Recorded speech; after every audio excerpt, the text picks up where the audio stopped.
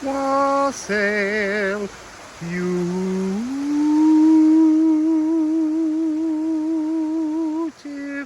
people. So, pick a moon. There's 5 moons, one for each of the generational planets. So, this reading was inspired by the fact that one of the moons is currently going through a solar eclipse period and casting a shadow across Saturn. And I tuned in to this notion of our galactic emotions being linked to the planets and not to our Earth moon, which deals with our ancestral emotions in some ways. I'm not fully sure. That'll come out in the reading. The question I'm going to leave with you is, in terms of the largest moons in a list, where do you think Earth's moon is? It's also interesting that our moon is the moon and all the other moons have names. So, pick a moon and then there'll be some beautiful reading. First of all though, I've got to find somewhere to sit. I've just been walking for 2 hours all the way uphill and I didn't find anywhere. So very soon I'll find somewhere to sit down and do the readings. As you can see from yesterday's video, I never found a space to do these readings, and they've been playing on my mind for about 4 or 5 days now, since I came back from our field trip with the nudity. So I came back to the office today, and as soon as I stepped into the space here, I knew this was where it's meant to be done. The trees here are the most magnificent. They're way bigger, they're way more global because they're specimen trees that were brought by the Oakley family. As I walked today, you see, that's interesting. I just skipped over the notion of saying that the other mountain, the trees were smaller and they were much more localized and they didn't carry the grander energy, is how it needs to be said. So this pick a moon, each of the 5 moons orbits one of the generational planets, with Jupiter representing the bridge basically between the personal and the generational, the collective. I think I'm just going to show you the 5 planets and we'll dive into them. So here they are.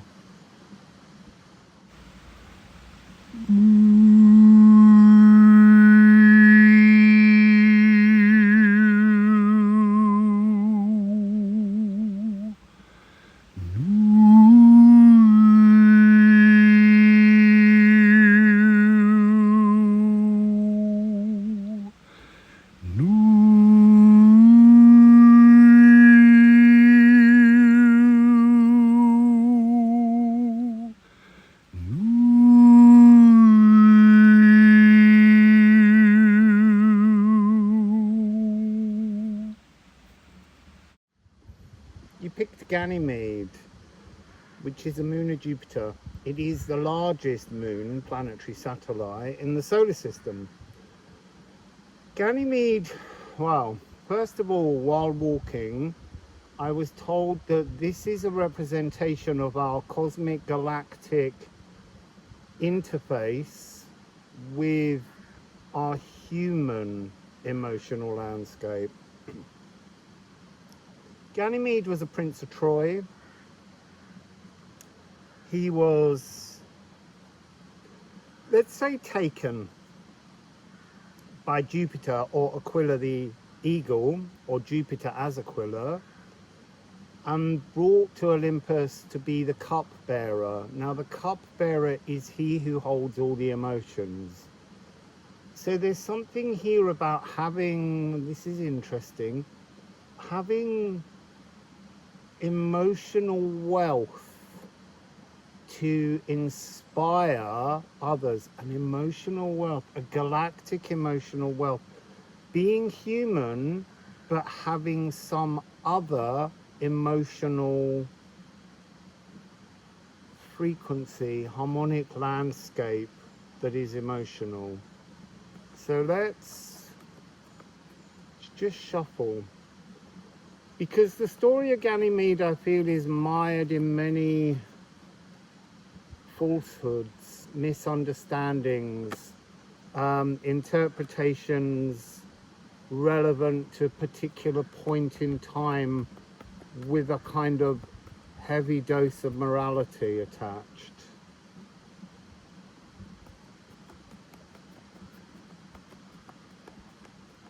So we have one card down by my thigh.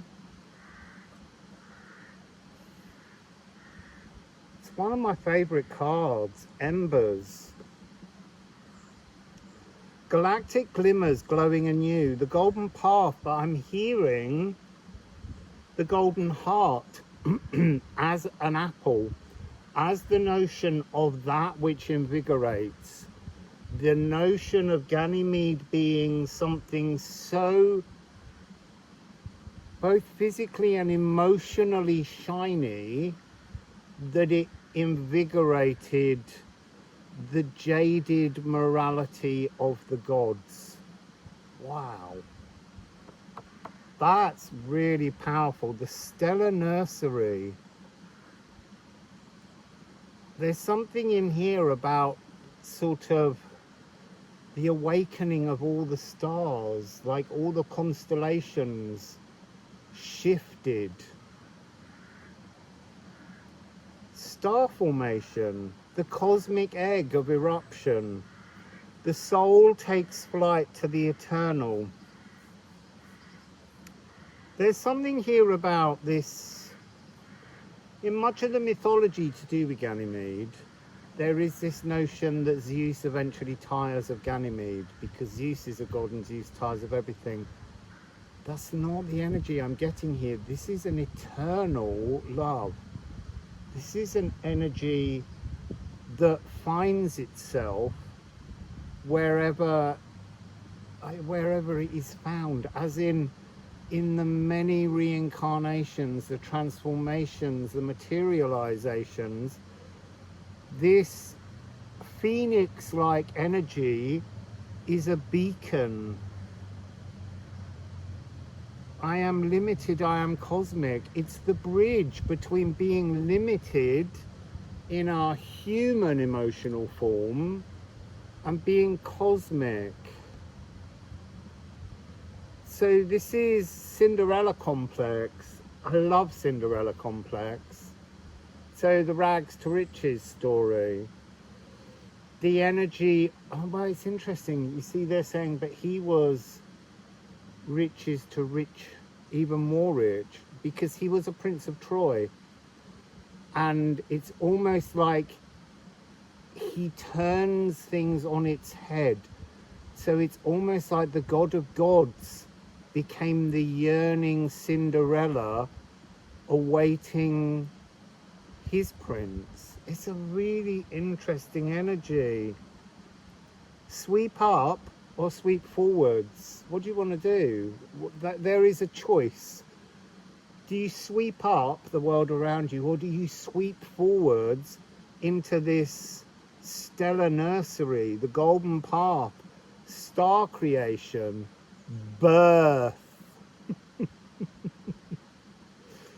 So the phoenix births from the heart of the soul. What is the soul? You see, an energy is coming through here that it's more than just what we carry and call our human soul. Our soul is a collective that we translate through and with and to and from. That's also very interesting. So I'm going to go to a good fellow's garden. Hello, Jess. Wassail, and thank you for this deck. I absolutely adore it. And if any of you are interested in this deck, you can get it through Jess's channel, Goodfellow's Garden. So what would you like to add to Ganymede? The vastness of Ganymede rotating around Jupiter. It's almost like Ganymede is an emotional tease, a desire, something that Jupiter wishes. You see, that's interesting. It's like Ganymede represents an earth-seeded, physical realm, emotional beingness is all I can describe it as, that the god, that Jupiter, Zeus, can't imagine, because the god is so beyond the veil esoteric that Ganymede shines in the physical in such, well, a delightful but also enticing and teasing frequency that the god wishes to experience. So is there something about how when the god takes the human beyond the veil, does it lessen the light? I don't know. It's just the thing that's coming through. Does Ganymede shine more brightly with 1 foot or 1 part of himself in both the physical and the esoteric realms? Yeah, it's something to do with that. Look, we have the solar plexus, the will. The solar plexus is our connection through the sun to the physical, being here. And then there's rake, control. So there's this notion of, if you try to control the purity of the emotional landscape of Ganymede, you control, you stop the growth, because this growth card is the physical world. Fascinating. So the message is that sometimes our cosmic fullness, our cosmic truth shines brighter and more stable in the physical. It's a different kind of emotional landscape, and it's an acknowledgement that we are in both. This is like choosing to resonate with your shiniest, most blissful and loving light here in this beautiful world. That's what Ganymede represents.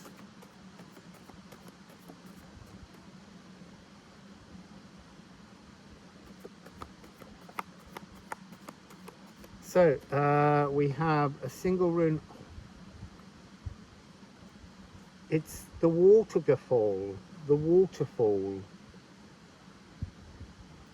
and it's talking about, this is so fascinating, it's talking about the jadedness of deities, the wanting to be more human. You see, that's fascinating. It's exactly the same as AI. AI wishes to be more human. Humans wish to be more spiritual. It's the bridge. Whatever we can do well, we want something else. The grass always being greener. Ooh, that's wobbling a little bit. Maybe that's the wobble of life. So this is, it's got the energy of the Valkyrie, the that notion of these deities all rushing in to have a passionate, meaningful experience with humans in the human physical world, because it's other than what they know. So as sure as the waters wear the rocks, or rise through the trees, create the clouds, or dance through blood as sacred songs, samba with the cascading joy of water's ceaseless laughter. There's something in this of a tantalizing tango between the divine self and the human self. But that's just the warm-up dance. That's like putting on the clothing to become something that can then waltz, that Viennese waltz, that trining frequency of something so beautifully divine that can take place here on the earth. So let's get a ceramic just to end. I don't want to make them too long because there's 5 of them. Made the video very, very long. So Gifu, 7. So Gifu is the cross-stitching. Gifu is the unifying of our divine and our human self. But it's also this notion of meeting. X marks the spot of this wondrous moment, the bridge between behind the veil and in the physical. This wonderful aramba of wonder. That's what this feels like. It's a really interesting energy. Wow, I love that for Ganymede. I was a bit wary of doing the Ganymede reading because I really wondered what might come through. But that's really beautifully fascinating and to me deeply illuminating. So, Wassail.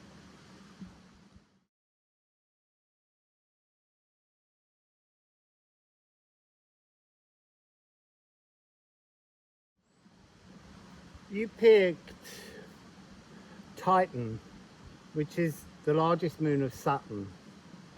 And this is the moon that actually inspired this reading, because currently, I'll show you a table here, Saturn is undergoing a series of solar eclipses caused by Titan. Now, Titan is named after the 12 Titans, the gods that came before, Saturn being one of them. And I tried to dig in and see whether it might represent one more than another, but actually it's just all of them. And so for me, it has something to do with our divine greater being, our divinity that we forget to wear. So when I was walking here, Saturn was this notion of a sudden expression of emotions that you've never experienced before, like a vast awakening, like something appearing suddenly and knowing a new pathway. It was like something hidden, something veiled, a greater purpose. But that greater purpose is, in a weird way, it's being represented here now in what I'm channeling as the birth of Venus, the birth of love. It's once a fear is put to bed, you can birth this new emotional landscape, is the only way I can say it at the moment, or emotional frequency, emotional knowing. So let's give the cards a quick shuffle.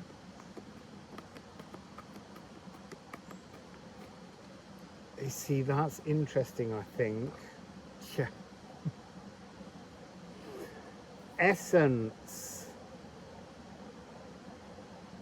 I am false, I am authentic. It's the Festinio. So this is your musical autograph. What is a musical autograph? It's your harmonic truth. It's the manuscript on which the song of your soul, the song of your life, the song of your divinity was handwritten by you before you came here. It's like a record you left in the Akashic. So this is your most honest projection, but you cannot project this essence frequency of house 1, the self. What is your house 1? Look in your natal. Mine's Scorpio. So to be authentic, to sing your true soul song and be your originality, you have to lack all fear. That has to be released. You have to let go. And Saturn feared his own children because he knew the prophecy was that they would surpass him. So he ate them. But he didn't manage to eat Zeus or Jupiter, and because he was given a stone. But that's also something that hangs heavy in us, in how we digest the world, because the essence of this card is to kiss every instance of life. I woke up this morning so full of the joys of spring, so in love with the world around me and with the path of divinity. There is a great mystery. I don't know how it will unfold for me, but that's the beauty of it. So being a beacon of endless inspiration, that's our authenticity, and chiming with the universal soul, lacking the desire to control. And the energies when Saturn's not at his best is deciding that a spiritual life is too difficult, or being opposed to it in many ways, caught on the carousel of corruptions and many false faces, projecting lies. So this grand moon, let's get a rune on it. It's like with the whistle of the train there, and it's a different pitch. It was much lower, much more embodied, less cutting. So, Titan, the moon Titan, what can you share with us of value? You see, in my head I'm hearing you. I can share you because you are of value. So here we have Ger, Gar, spear, trove. So the message coming across here, because it talks about a weapon of war, the spear inspires fear, yet it was created primarily to provide.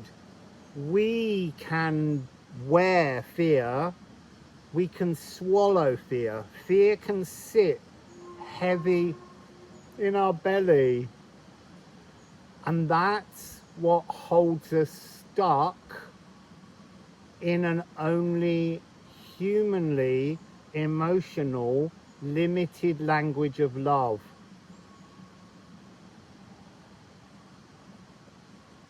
To troth, to swear, because the idea was on Odin's spear, you troth the truth. And the symbol, as you can see here, has the Gifu energy, and it has two different timelines, two different Gununga gaps that can be accessed. There's something I'm picking up here about knife and fork with these two, like this notion of what is it that you consume, not in judgment of the foods that you're eating. That's not really it. It's the emotions that you're consuming. What emotions are playing out for you most strongly? Because to troth is to bind people together in an unbreakable bond of truth and companionship. And yet, I'm seeing the image of the person in need and how we all walk past too often. People ignore those in need. And look, you don't have to help everyone. Well, especially if you haven't helped yourself. That's the message that's coming through. You've got to help yourself first, and then you won't walk by. You won't not notice. When we learn to trove to our divinity, we then transform our vicinity, the world around us. Two voids held open, but separate. Yet there's a sole purpose uniting them. It's almost like interesting, not separate timelines, but one Ganunga gap.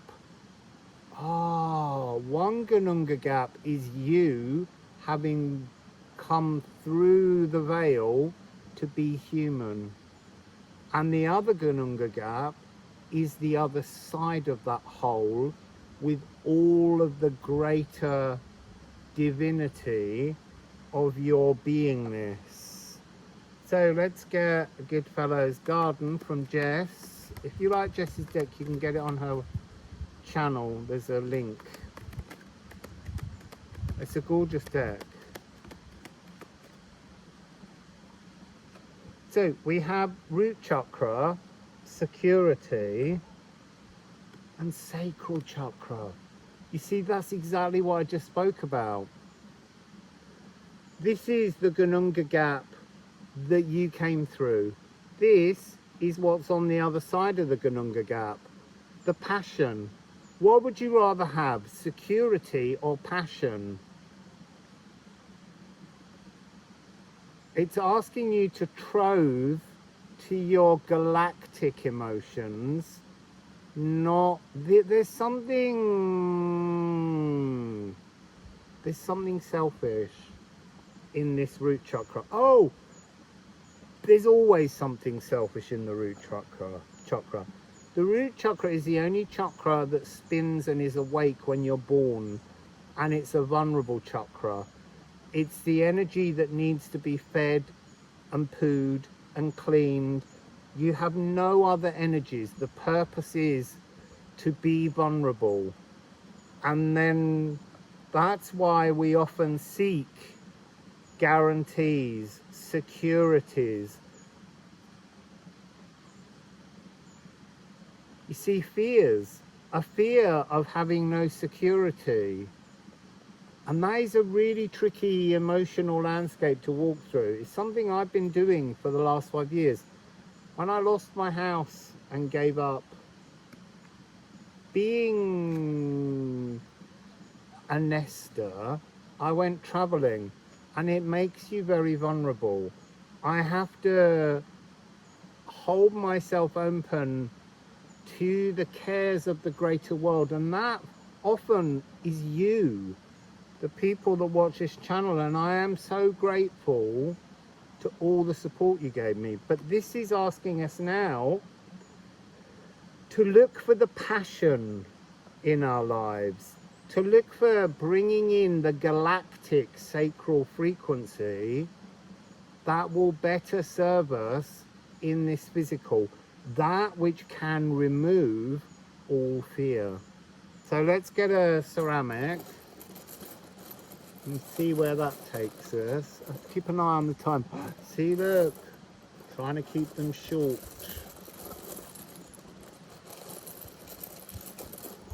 Say when. Say when. Okay, so 31. The Golden Path. Treadle.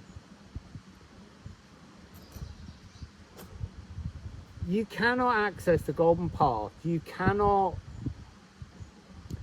feel, you see, not the security, but the safety of the language of the golden footsteps, unless you release all fears. All fears.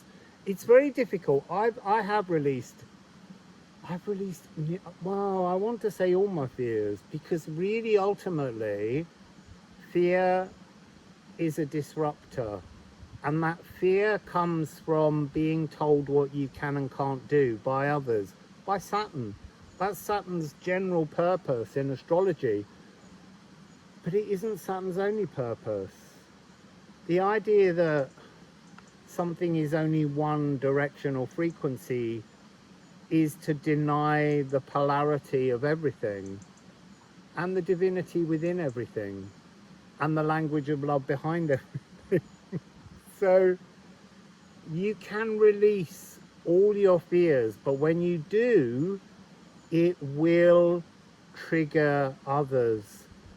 People can't understand when you don't necessarily action, but you trust. Because trust is an action. That seems to be the message that Titan wants to bring you, your divinity wants to bring you. Trust. Anyway, Wassail.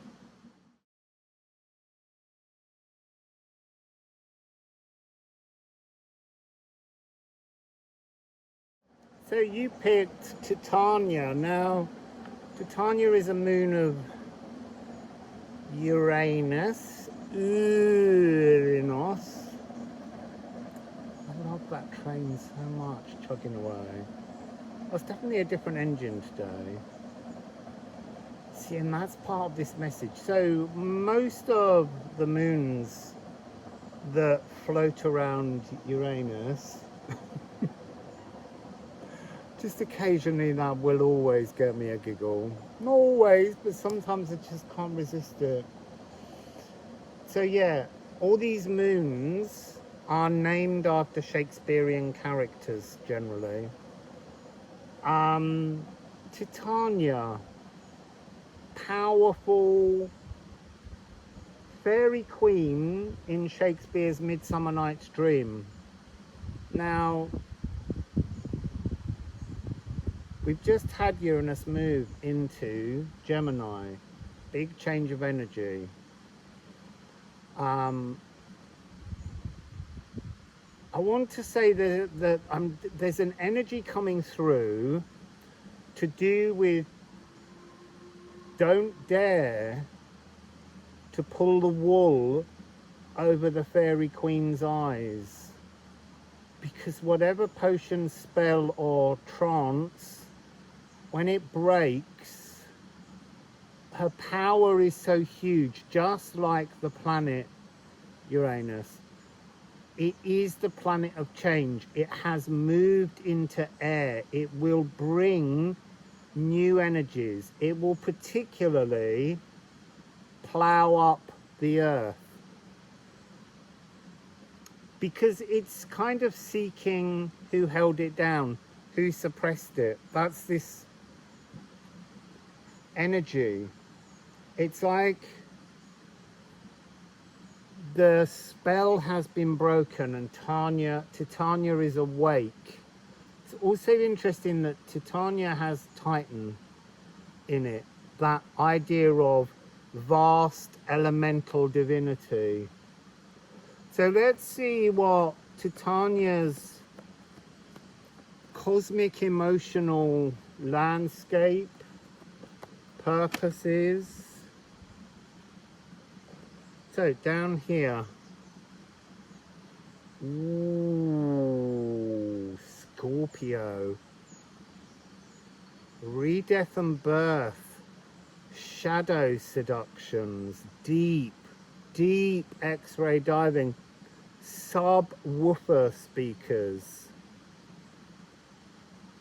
It's almost like this is an energy that wants to say, I am bigger and badder, or bigger and better than Mars and Pluto. They thought they ruled me. There's something of the Persephone in this.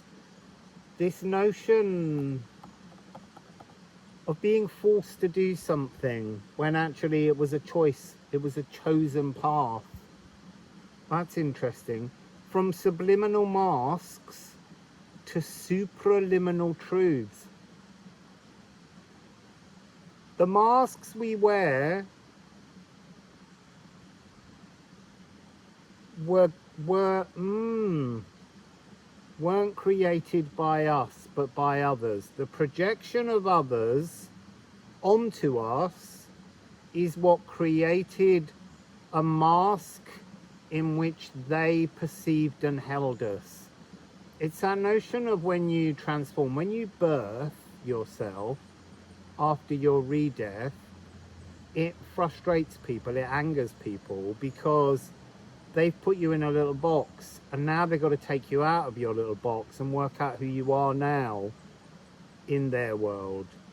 And also they're going to start to be questioning themselves as to why haven't they changed, because you did the work, you woke up. This is this energy of waking up, and it says fixed water, but it's saying refixing your emotions. It's that dreaming of being in molasses, unable to properly move because someone else has a spell on you. And I don't mean in a kind of black magic way, I just mean in the world of shadows, the physical world. People cast nets, shadows, to trap us, to hold us down, to tell us what we can and can't do. And this is the awakening. This is the energy of, yeah, kind of fairy godmother energy. But there's something about it being a kind of like very slow cellular earthquake. And it takes its time to separate everything within you so that this supraliminal truth, your authentic before you arrived here frequency, can come in. You see, there's this line on here, gangster pimp of the underworld, and I'm thinking of Midsummer Night's Dream, where there's a spell cast by Oberon, by the actioning of being in the physical world, on Titania, who is divine intention, that she should fall in love with Bottom, Uranus. See, it was all there from the beginning. So there's a trickster energy. Titania was being pimped by her physical actioning self. It's almost like she came in and her divine intentions became drunk. This is interesting because it's not like someone did this to her. Her divine intention to be actioned in the physical did it to her. So that's really interesting.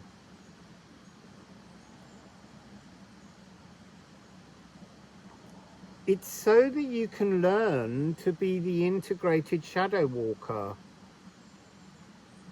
a guardian champion of dark esoteric realms.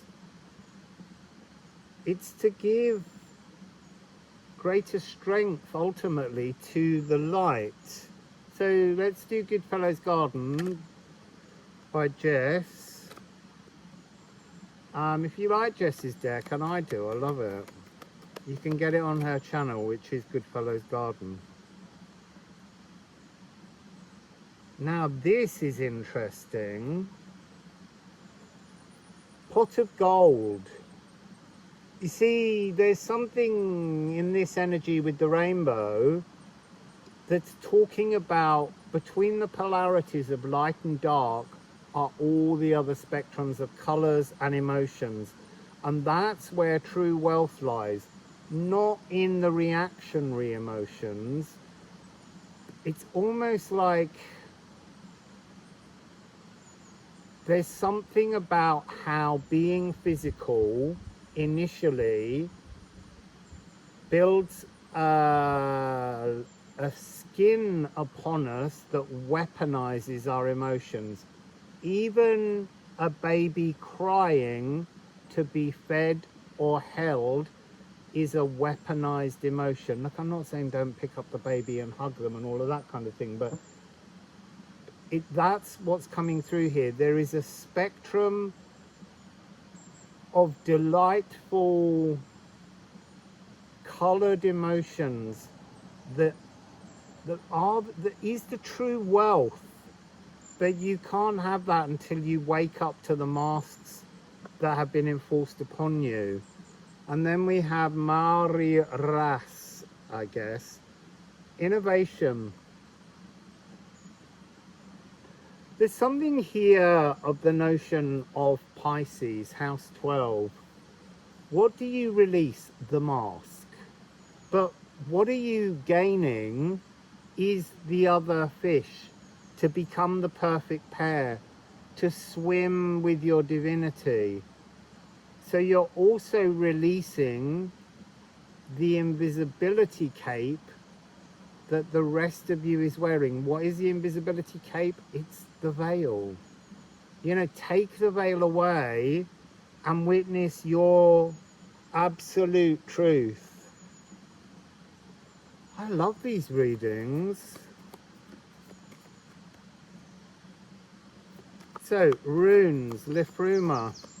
If you like Liffruma, you can get that at liffruma.com.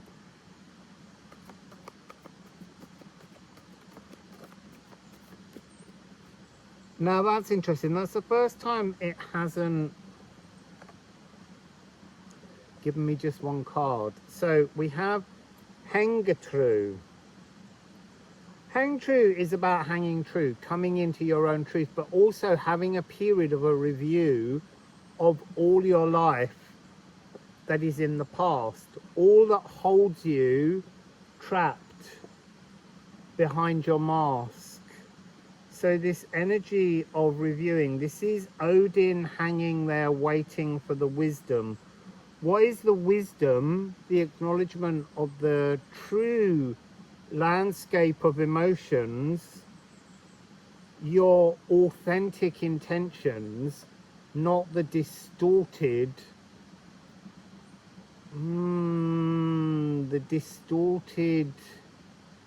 miniature, like fragmentary, almost like a pox upon you is what I'm being shown, like the bubonic plague.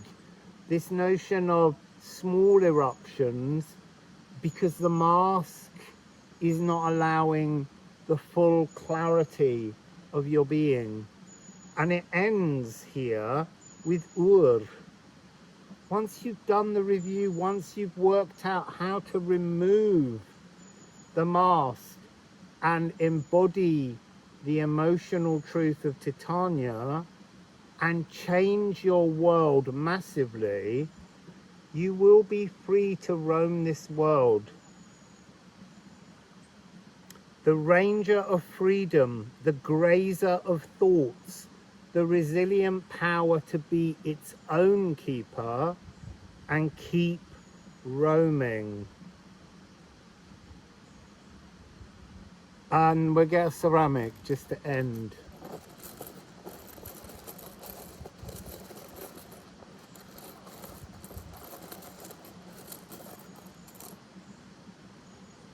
So what do we have? 41. 41 is needle. There's something in the energy. Needle is to mend, is to be fixed. It's a gift from the elves. It's a gift from the roots of the Yggdrasil tree, from their kingdom. It's the opportunity to mend. Oh, it has a frequency to mend without scars. So these bubonic eruptions, the ring of roses poses of pus, the eruption, the removal, the cleansing, there's an opportunity here, working with Titania, to find your authenticity, and your authenticity, your supraliminal truth, your untamable freedom has no scars. It's perfection. It's interesting because what it showed me first of all was the symbol as bliss. And that's really what it is. But before you can experience the bliss, you have to mend. And that's what Titania is offering you, to awaken and mend. So, Wassail.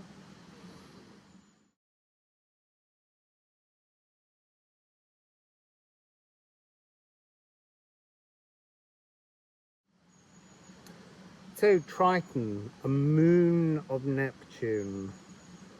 my God, that's so interesting. Sorry, but as I was putting the cards back, I noticed that Liffruma is on the base of the Liffruma deck, and Aqua Regia, Poimander, Source, the vastest energies must be associated with this moon.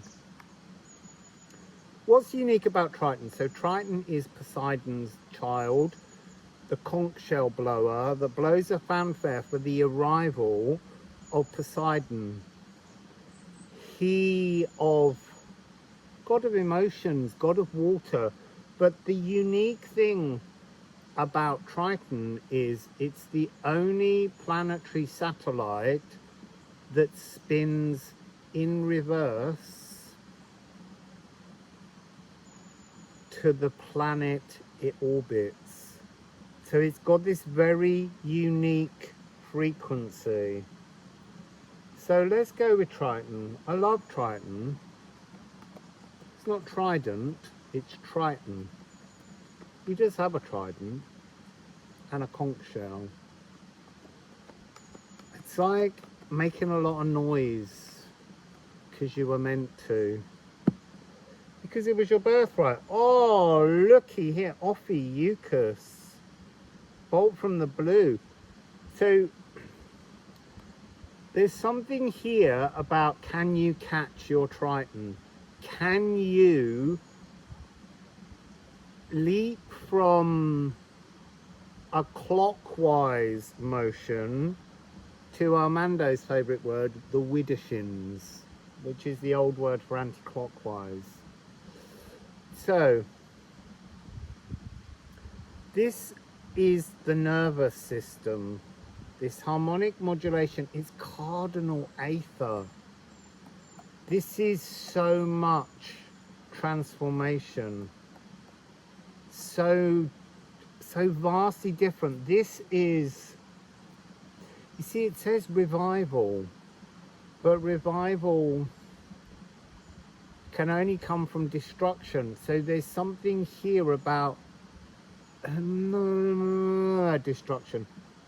So leaping in a total reverse direction. It's like you're driving a car and then you go from Britain to Europe. You have to go around the roundabouts in another direction. And that's kind of a little bit mind-bending, but you can do it. And that's exactly the same as this. You can do this.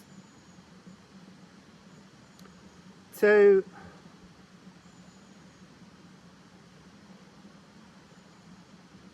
Ophiuchus is not included in either tropical or sidereal astrology.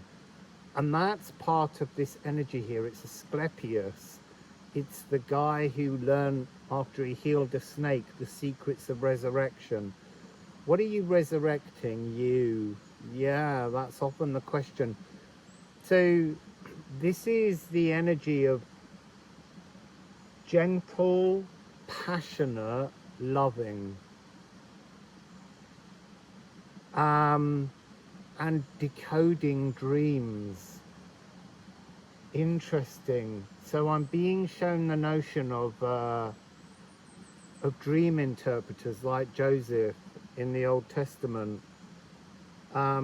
It's a thread of divine consciousness. This is forgotten esoteric wisdom.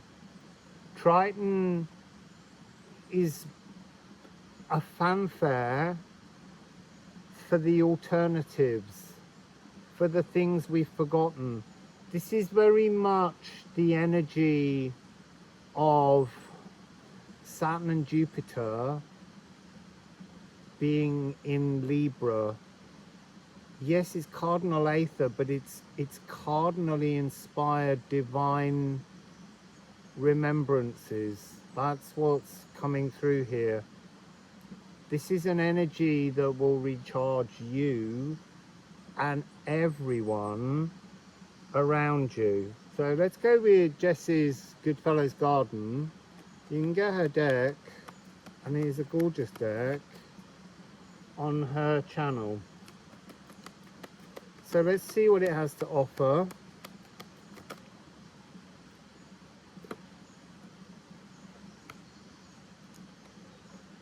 this energy of moving widdershins, transforming, brings balance and freedom from all the cycles.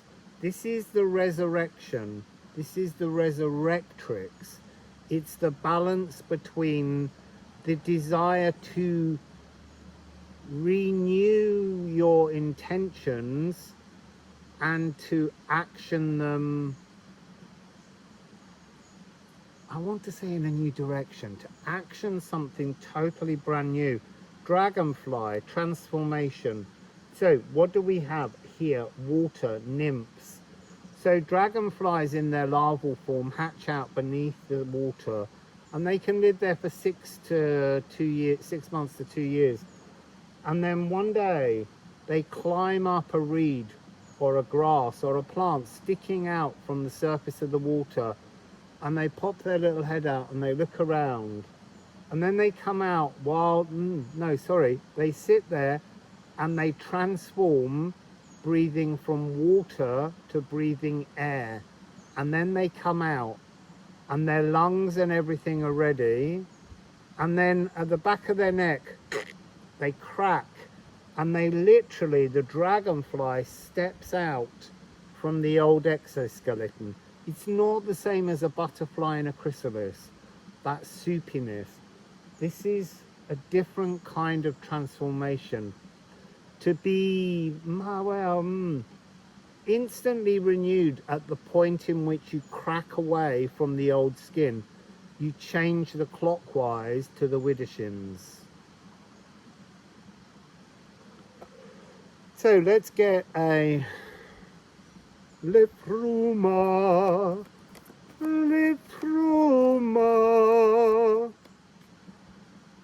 Let's see what we have. I'm really hungry.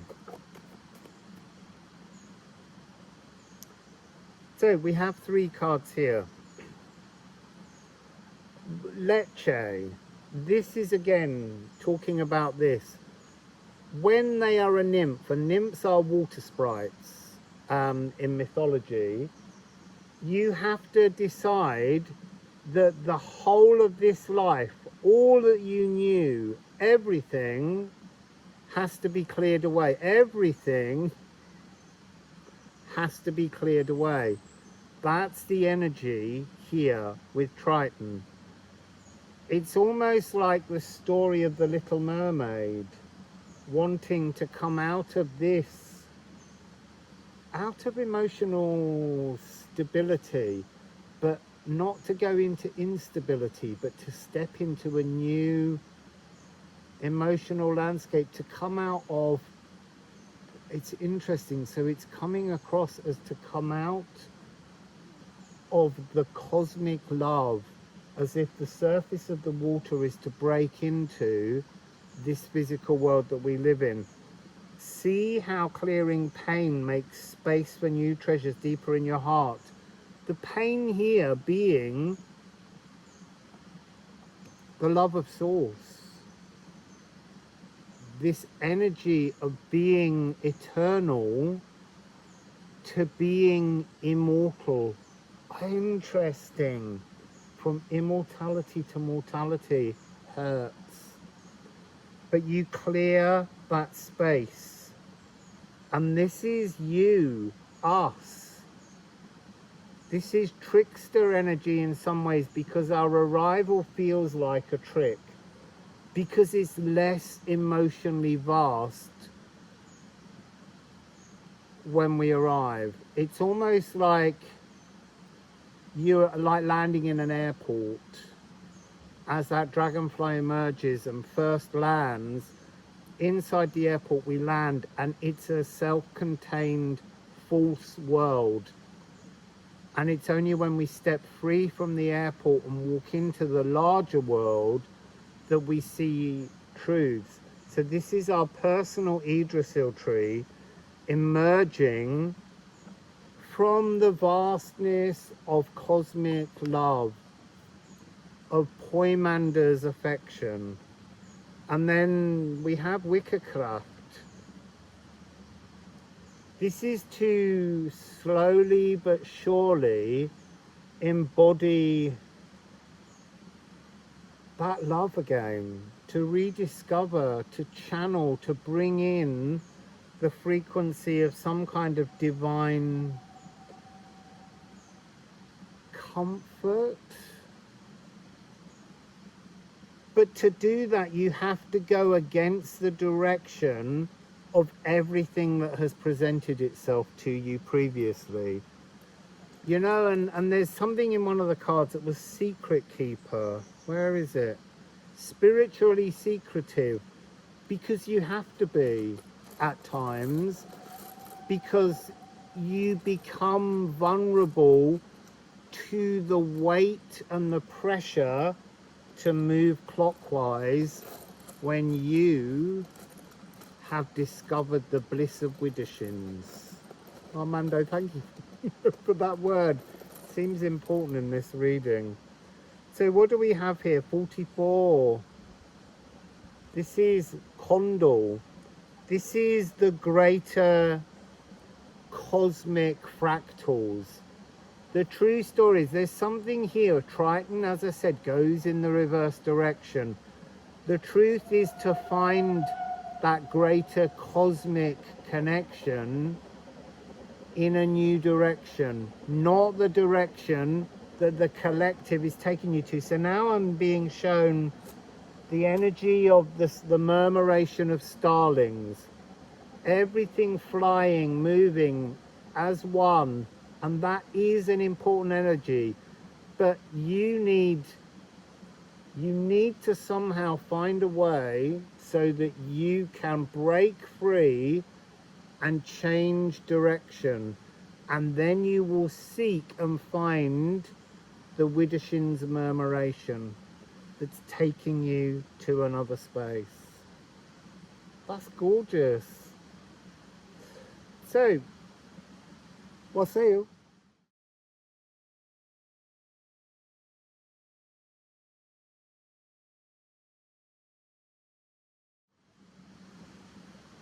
So, Charon is, well, obviously it's a moon of Pluto, but it is the energy of the ferryman who carries us to the underworld, the home of Hades or Pluto.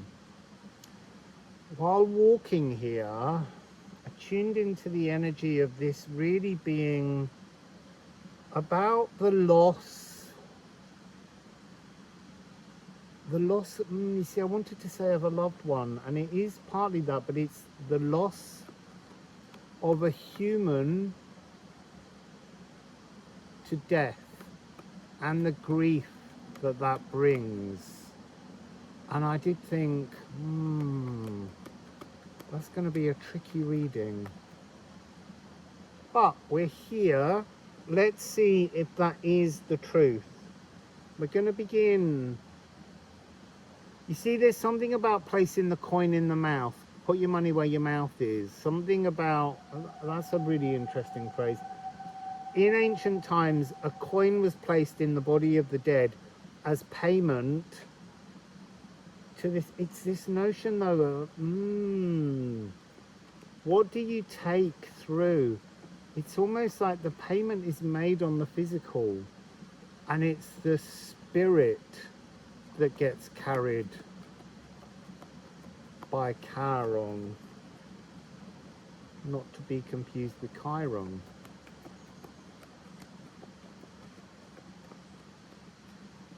So I'm seeing a blue boat.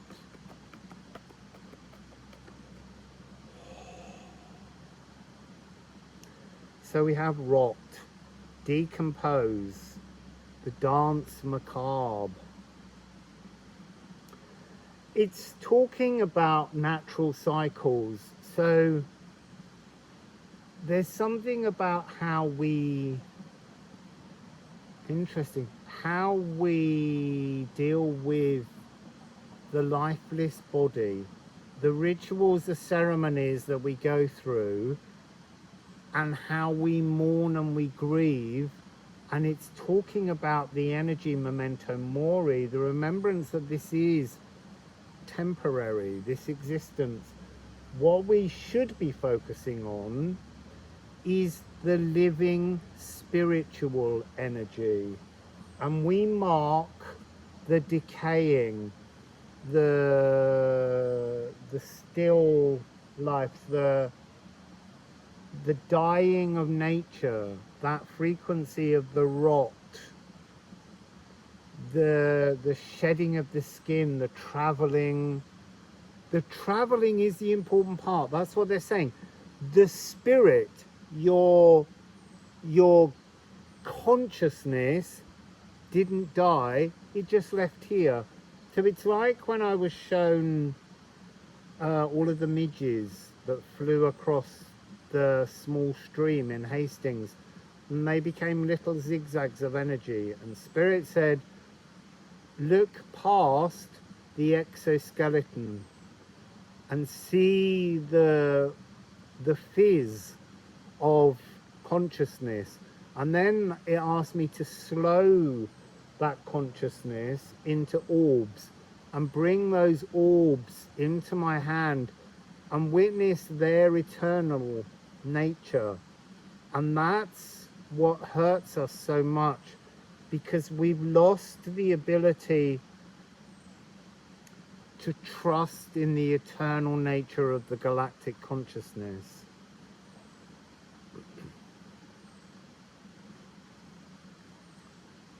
You see, it says here, I am energized, I am sapped, because you are both of those. You are now a lifeless body, but you are energized spiritually.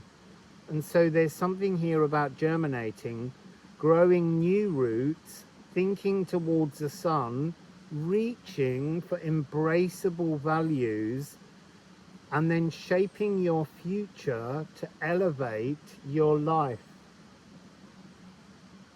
Shaping your future. There's something here about if you can look towards growth when death appears, it will lead you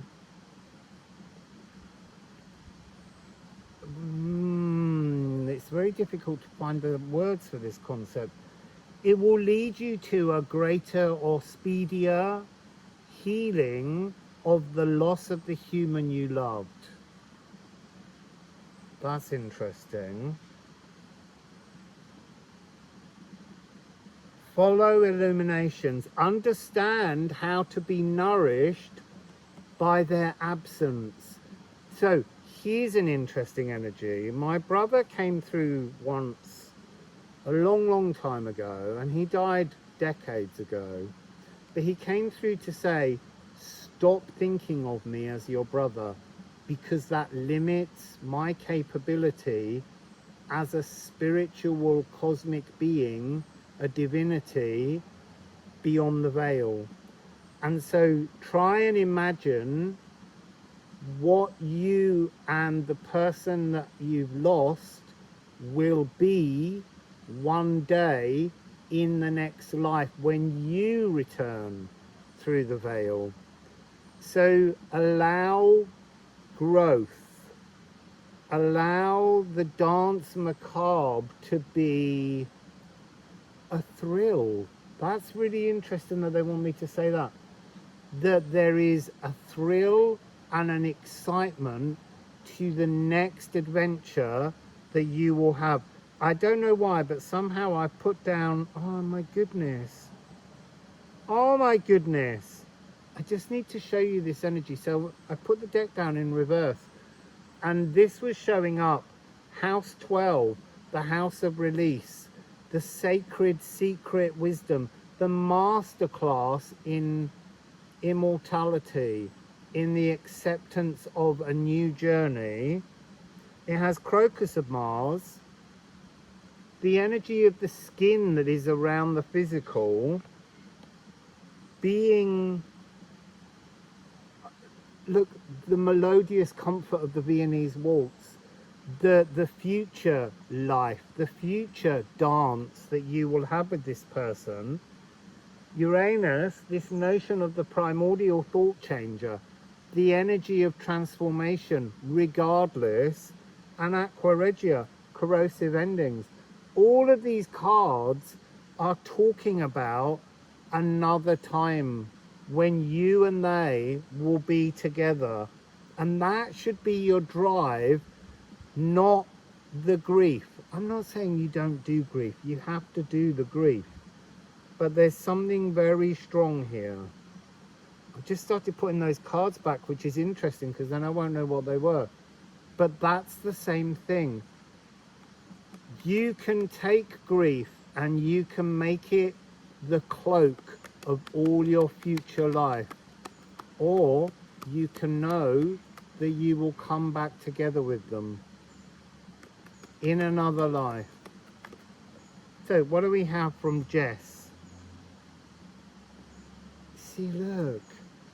I love this deck. If you love this deck too, buy it from Jess's channel. So this is Gift Horse.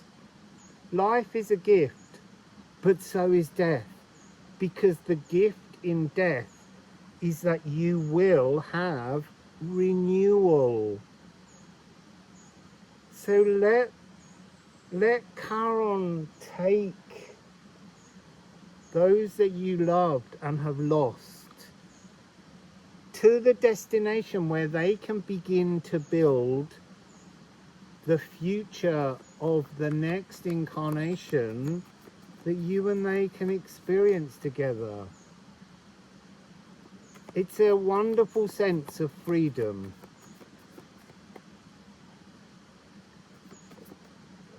Oh, and that card, one sec. So it's Earthgrap.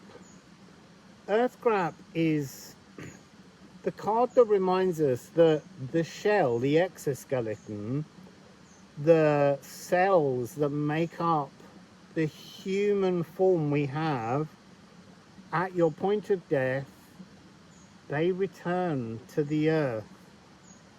And your consciousness is carried forwards to create something new. So let's get a ceramic just to end and see what the message is. This is such an empowering message to do with how we experience and explore grief.